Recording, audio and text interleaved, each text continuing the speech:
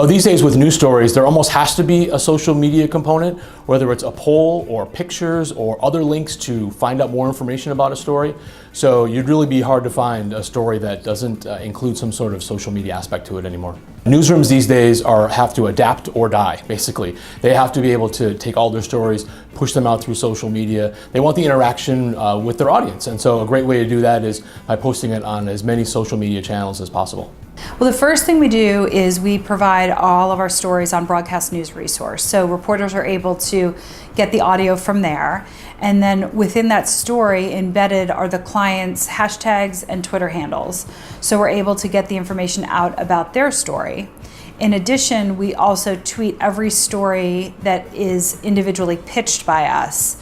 So we're able to reach reporters in that way as well. So whenever we get ready to start on a story, we always make sure that we have all the social media aspects and all the tools all together, and we send it to reporters so that they have all that information so they can immediately put out the story and have all the accurate information. We will always follow the reporters that have done our stories, so we're able to check back on their Twitter feed to see how they used the story and how they engaged in the content. So with the information that we get from our analytics and from our Twitter reports, we're able to find out which stories did have the most traction.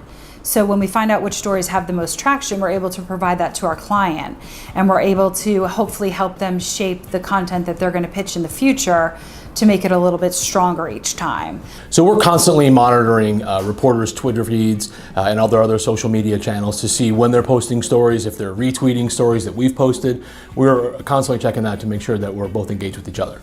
So I think the big thing is that when our clients are able to hire us to do a project, or when they're able to engage us, we are then able to use our contacts. And that's really why our clients buy our services, is because of the relationships that we have. So once they use us for a service and we get out there on a social platform for them, they may start following them on Twitter, following them on Facebook, engaging them in other ways that they might not have before.